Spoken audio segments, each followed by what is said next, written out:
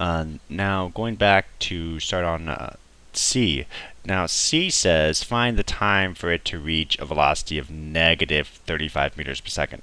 Now what you guys should have realized is when you did B, when you adjusted B, you took this speed and adjusted it to be velocity. Remember you said that it was 35 meters per second, and that was your speed. But remember guys, speed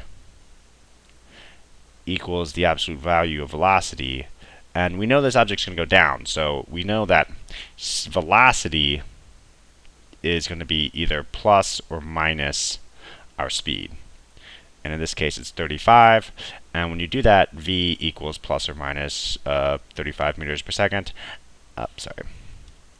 V equals plus or minus 35 meters per second. And what you'll see guys is that we already solved for part B. We said our velocity was equal to negative 35 meters per second. So when you do that, you actually solved B and C at the same time. So hopefully you get that. And if you need more help with that, I'll explain that further. But once again guys, we took our speed and we converted it to velocity. We actually got a velocity of negative 35 meters per second. So when you did B, you found the time for 35 meters per second. Now let's take a look at D. D says the time required for it to fall 400 meters. So dy equals 400 meters. Now guys, a real quick question. When we drop an object, does it go up or down? It goes down. So where its final location is further down from where it started. So this needs to be negative. So next, your VYI. Remember guys, it's the same situation. The VYI is going to be 0 meters per second. The last thing, guys, that we know, what pulls this object down? Well, your AY is in fact gravity pulling this down, and that equals negative 9.81 meters per second squared. Okay, so what does this ask for? This asks for time. So let's solve it. Give myself a little bit more space. And maybe a new color. Green. Okay. Well, what formula are we going to use? Well, we have to go back up. Well, dy equals vyit plus 1/2 at squared is where we're going to go. Because notice, guys, we do not have vyf at all. So we can't use this formula because we don't have vyf, and we can't use this formula because we don't have vyf. So, negative 400 meters equals vyi, equals 0 meters per second times t. Once again guys, I'm using this formula right here. I hope you guys are following along. I'm using this formula right here.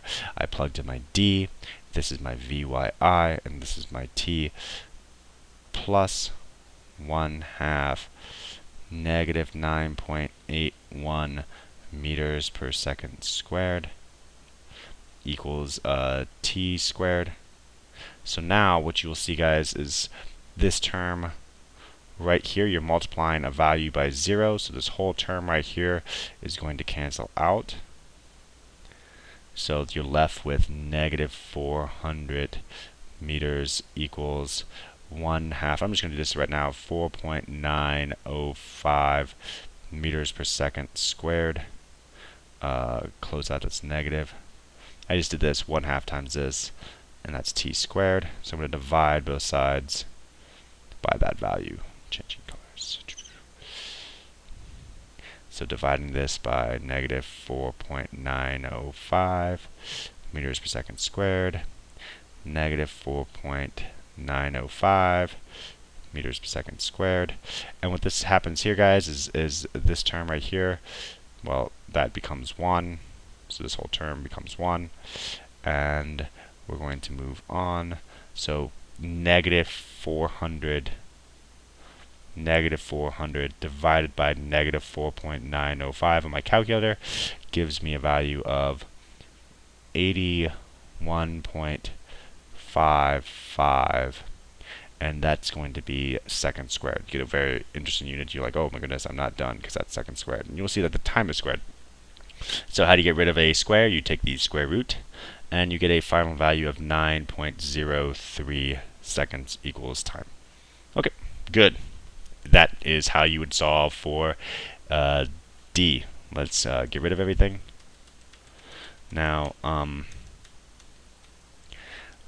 just going to erase some of it because I'm going to do E now. Now, E, guys, is actually quite similar to D, except it's asking for the speed. Now, let's ignore speed for right now, because we do remember this. We should remember this, that speed is the absolute value of velocity. So let's find velocity. And if we find velocity, take the absolute value, we'll get speed.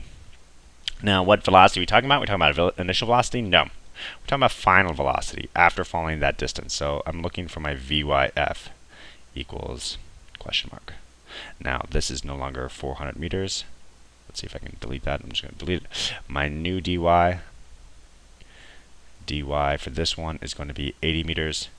Is that positive or negative? Well, does it go up or go down? It goes down, so it's negative.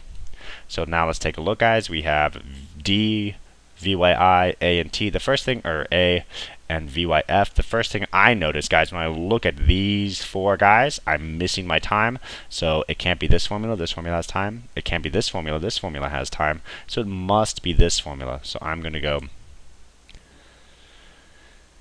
VYF squared.